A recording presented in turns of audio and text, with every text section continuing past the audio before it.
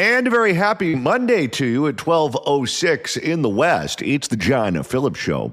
Mr. Randy Wangs in Culver City. John, I'm going to need Henry Lee from KTVU for this one. It's happened yet again. Oakland Unified School District is once again under threat of receivership.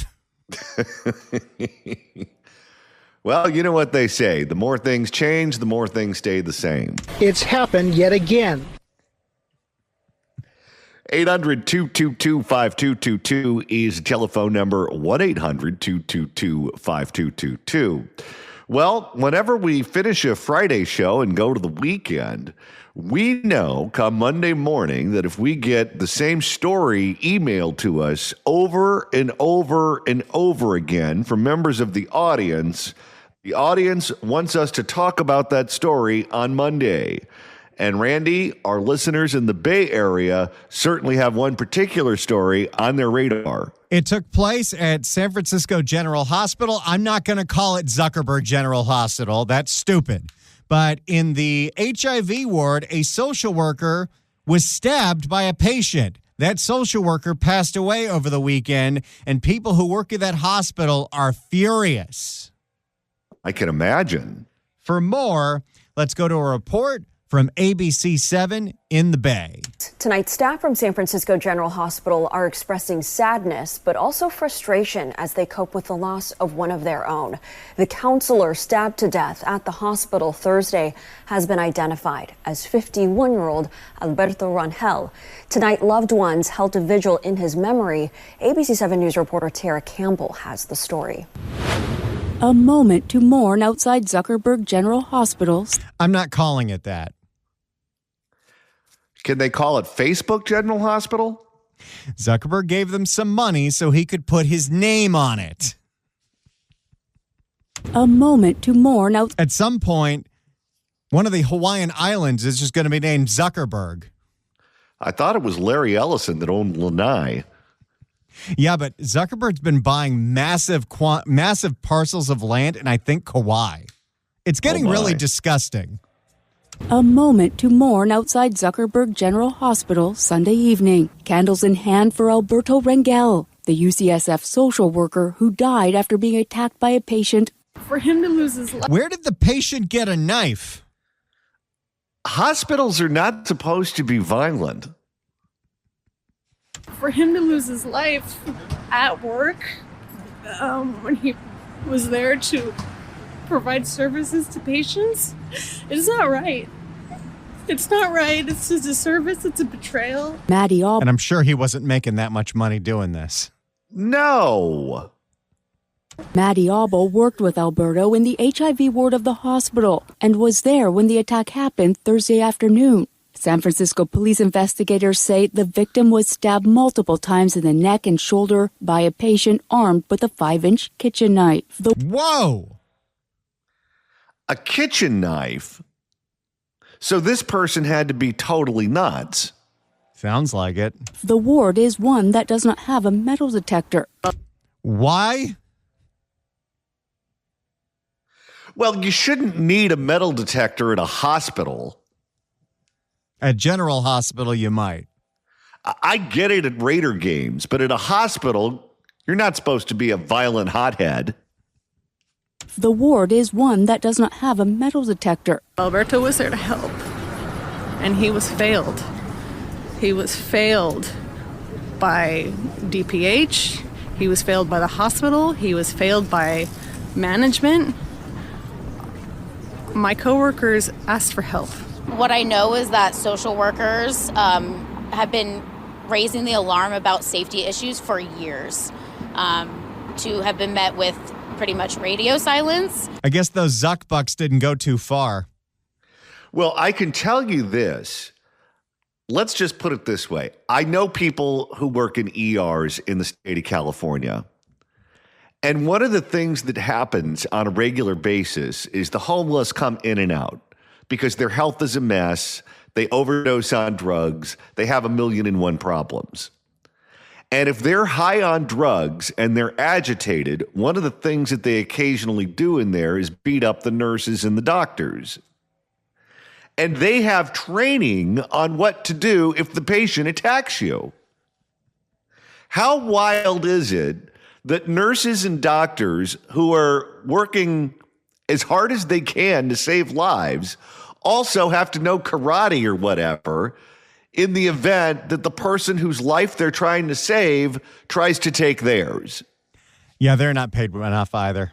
And you know what I know is that our colleague and our friend and our loved one deserves more than our grief. They deserve change. Union leaders are calling for a security review, while the San Francisco Department of Public Health says it's begun working with the hospital to strengthen security. Meanwhile, the community is shaken, from social workers to nurses and medical students.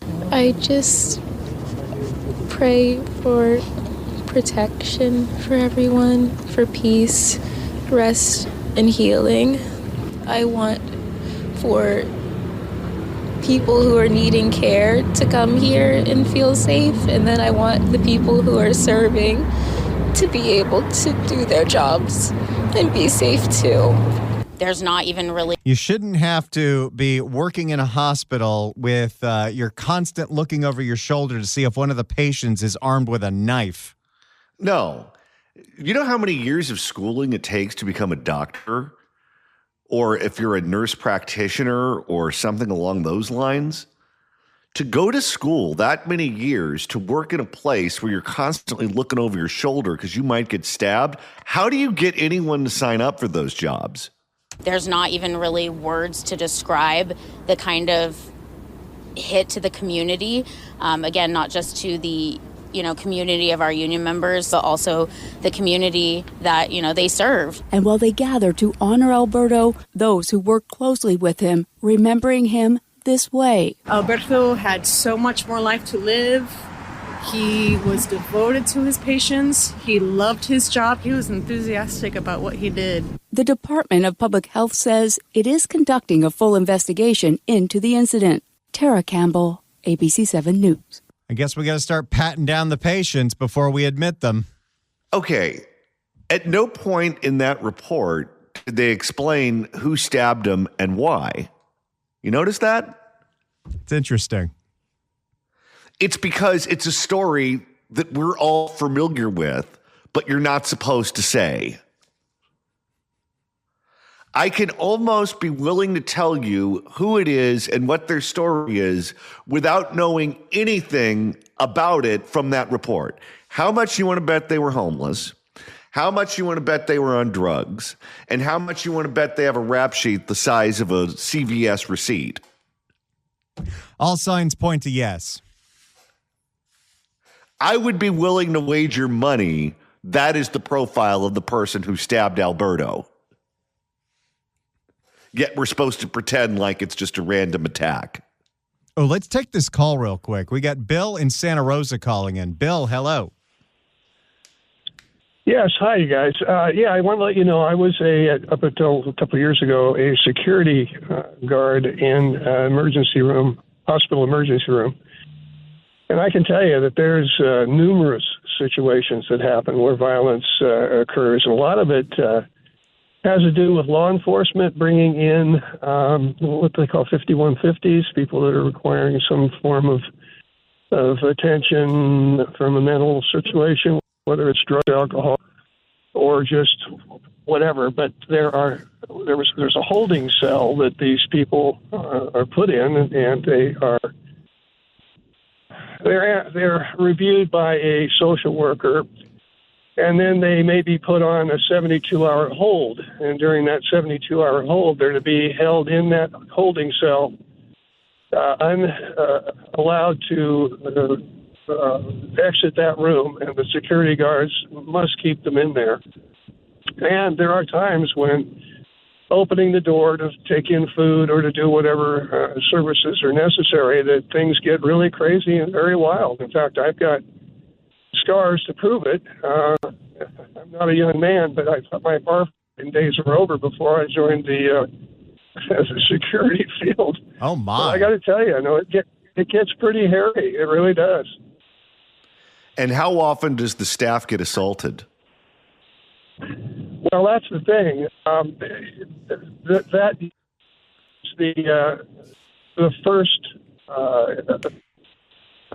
guess, the staff, the nursing staff goes in to take care of whatever, but the security stands at the door with line of sight vision the whole time. And sometimes, and not unusually, that the patient will get aggressive, and then we have to step in and try to de-escalate the situation. And there are circumstances where that just doesn't happen. De-escalation isn't possible. And then what we end up doing is calling law enforcement to come back in and then back up security and the ER staff. So, like I say, it's an interesting environment in an emergency room. How often are the problem children either homeless or on drugs? I would say probably 80% of the time. That's what I was thinking. Thank you for the call, sir. I appreciate it.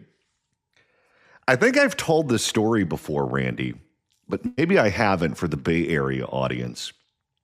But when I was in graduate school, I taught high school for a year.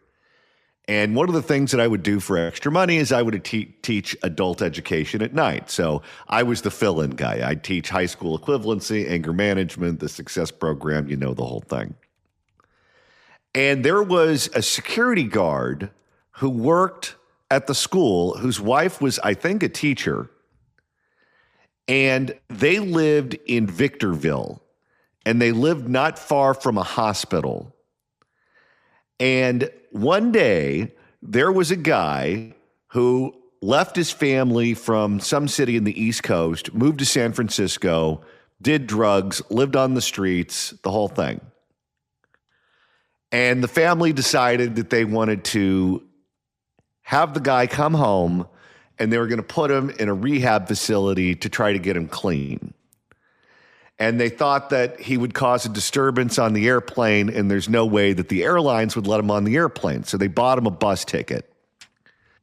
So he ends up on the wrong bus.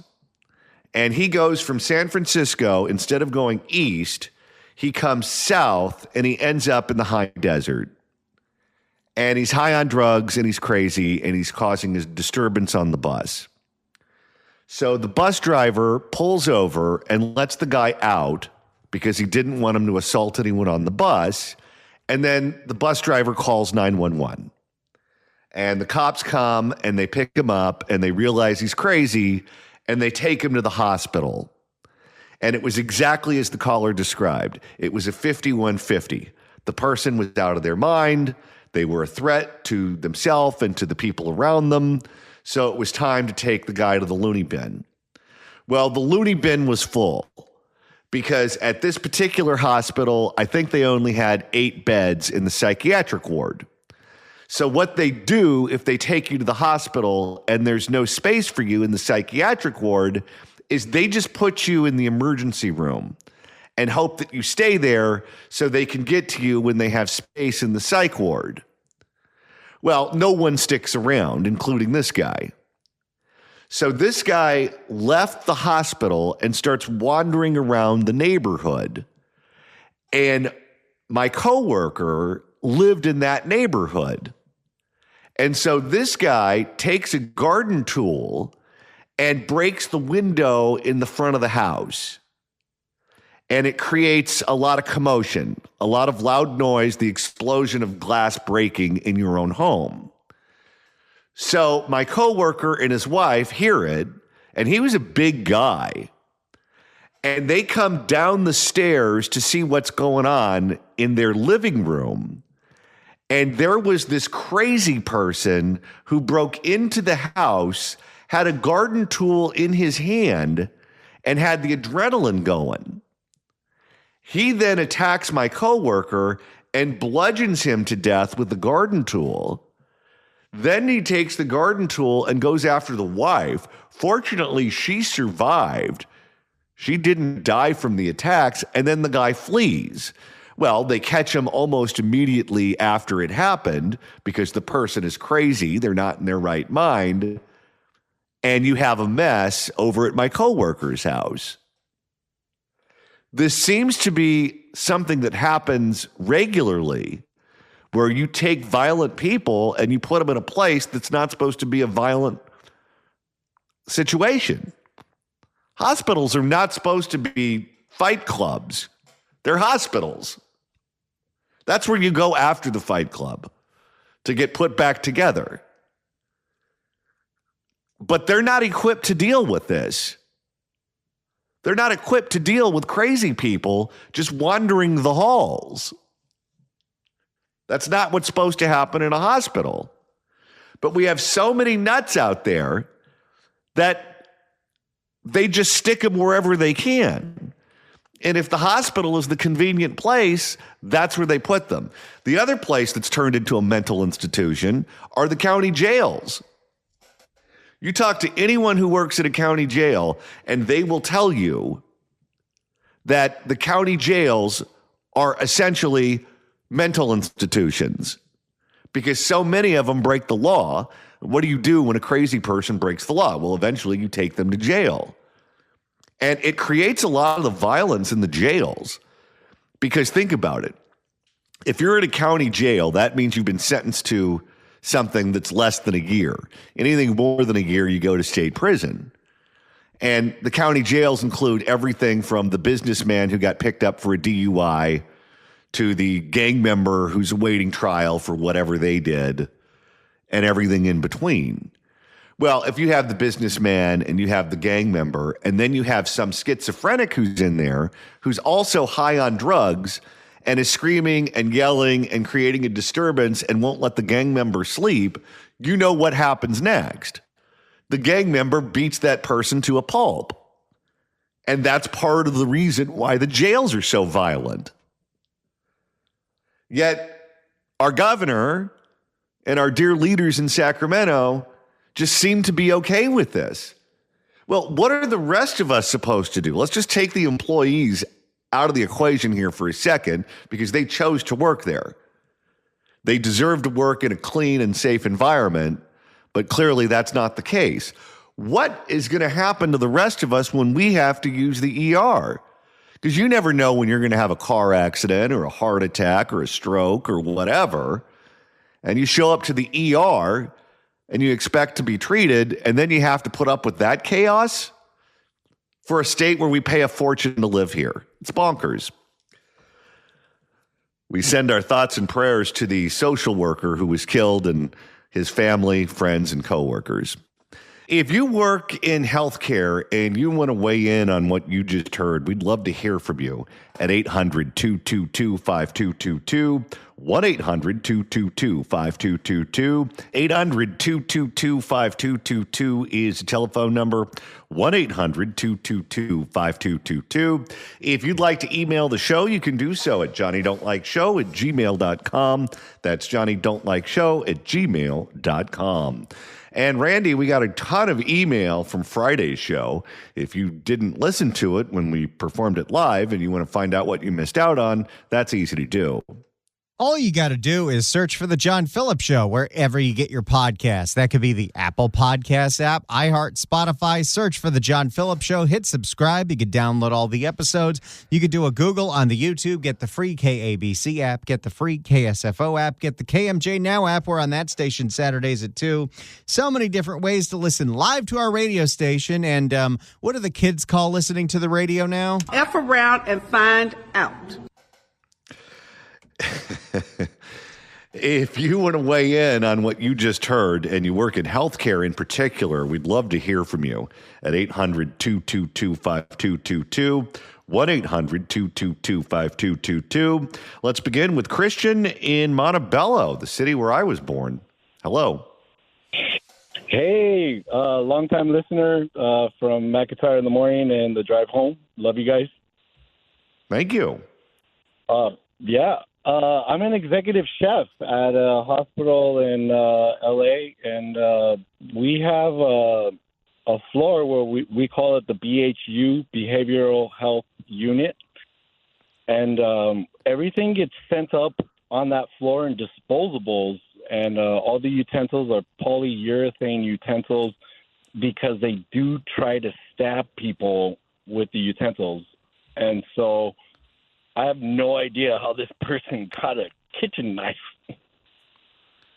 So what do you do at the hospital? Do you have to handcuff them to the bed? Do you have to restrain them, tie them down?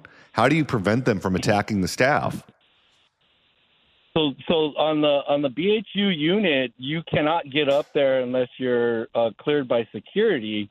You can't just go in the elevator and press the floor. It has to all be cleared. And like I said, everything is from food and nutrition. Everything's sent up and disposable because they do try to use these things as weapons. So who's in there? Is it mostly homeless people? Is it mostly people on drugs? Is it just people with a nasty temper? Who's in there? Crazy people. So the behavioral health unit is all mental people, crazy, homeless, drug addicts, and everything from, I'm the executive chef, everything we send up is disposable, so they can't use it as a weapon. Unreal. And how often do people from your department get assaulted, even with no actual metal utensils? Oh, daily basis. They're crazy. They're they're mental, and they go off, and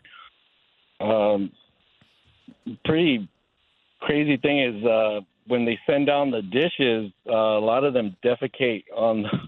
Oh my! Yeah. So when we get the dishes that come down, there's they defecate on the dishes. I'm like, why do they do that? Yeah, it's really crazy. It's not a bedpan. No, it's not. We get our trays that get sent back down, and we're cleaning them, and oh wow, they sent us a present. Now, does that only happen on nights where you serve them Chipotle? No, it's a regular thing. It's crazy. Working in a county hospital is crazy. What's wild to me is that they put them there because hospitals are not equipped to deal with this. Maybe prisons, maybe jails, mental institutions. There are certain places where there are security precautions that are made for people like this, but just a regular hospital, you're not built to deal with this. No, and sometimes I have to go on that floor, and I've seen things that I wish I'd never seen. Oh, my. One flew over the cuckoo's nest, huh? For real. Oh, my goodness. Well, thank you for the call. I appreciate it. I've met him before because he's come to our events. He's the nicest guy. I did not know he was going through that at his job every day. When he said he was a chef, I thought, okay. But that is, wow. Now, if you're the chef and you prepare a meal and you get the plate back with that on it, do you take that as criticism of the dish that night? You could take it as a compliment. You know that they ate it. But you could say, okay, they're trying to send me a message. We're not doing Clams Casino again. Let's go to Eric in Sonoma. Eric, hello. Hey, Cool John and Hot Randy. I worked at Kaiser Permanente in Santa Rosa during the height of COVID. I was a security guard in the emergency department, and I was responsible for overseeing psychiatric patients. And there were about 4 dedicated rooms for psych patients that were formerly converted emergency rooms. And when we would have overflow, we would have to take rooms away from patients in ED to make room for these psychiatric patients. I commute at the time I was commuting from Napa to Santa Rosa, which is about an hour each direction. And I was mandated to work 12-hour shifts each and every day. And my supervisor would come up to me about 15 minutes before the end of my shift after I just pulled a 12 and would tell me that he would be holding me until further notice. And when I complained to them about it, they said, we have staffing issues. We can't fill these positions. and they're very well paid positions. I think they make about $30 an hour just to start. And they couldn't find people to work these jobs, and they were overworking the ones that would show up. And it was a safety issue. And constantly we would have 5150s that I personally didn't think should be 5150s. They were elderly people that, maybe had a death sentence, and they just didn't want to live anymore. And the moment they would tell their social worker, hey, I don't want to live anymore, they would be committed to the hospital. And it was very sad to see. But a lot of the time it was homeless people, drug addicts, just completely messed out of their minds. And there was moments when I would have to step in and get between an insane person and a nurse because they were about ready to chop their head off. And we had precautions to actually do PAT searches on these patients before they came in. So that was something that we did. But at the same time, this emergency department is not a psych ward. They were taking patients away from people that actually needed treatment, and it was just insane to me. And how often were the nuts frequent flyers where you would see the same people in there over and over and over again, and they would just be abusive every time they'd be there?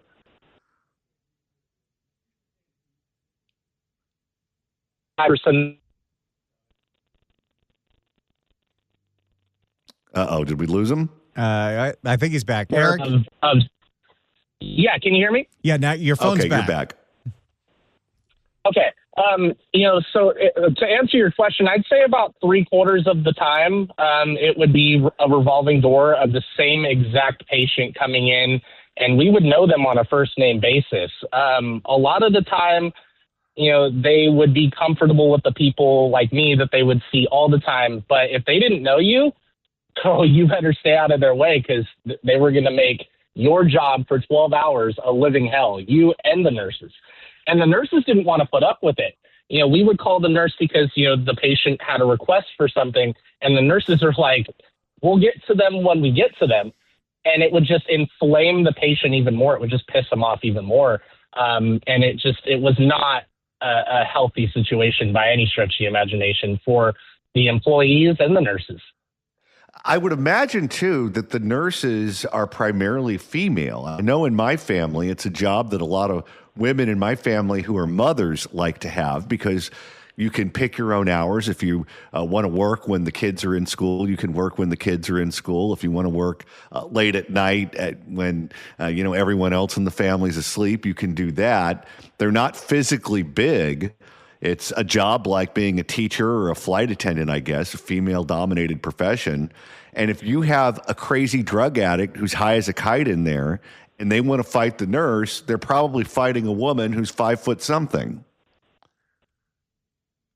Yes, that was definitely the case. I worked with a couple nurses that were pregnant, and I don't know for the life of me why they would be assigned to psychiatric patients. It's an unsafe scenario. And, these facilities are not meant for this kind of treatment. And a lot of the time they would be brought in by the police. There were some MODs, medical office buildings within the Kaiser network that were dedicated to outpatient treatment. And sometimes they would be taken in by ambulance, and it would look like just a regular medical patient when in reality, they were psychs. And, I've seen teenagers as young as 13 come in here and just by telling their social worker, like, hey, I'm struggling, I don't want to be here anymore. And the moment they say something like that, it instantly triggers a psychiatric evaluation of 5150, and they will go to the hospital. There's like one dedicated psych for all these psychiatric patients. It's only one. At least that was my experience at Kaiser Santa Rosa. And I ended up quitting because I said, you can't pay me enough to put up with this, not to mention the fact that you can't find people that want to come in here and actually do the job because you're overworking the ones that do show up to death. And I couldn't do it anymore. And what's crazy about this is whether they know it or not, what they're doing is they're forcing the staff to abuse the patients. Because I could tell you right now, if I was the doctor and I knew that this was going to go down that night and that was my shift, I would drug all of these people and turn them into zombies. So that way they wouldn't beat up the staff, even if they didn't necessarily need that amount of narcotics. I would just give it to them so they wouldn't be a problem.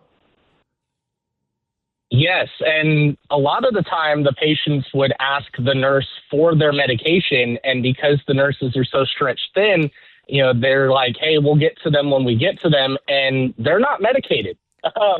And so they're asking for their meds. They know they need them, and these nurses put them on the back burner, which it just makes the whole situation that much more inflamed and volatile for everybody involved. And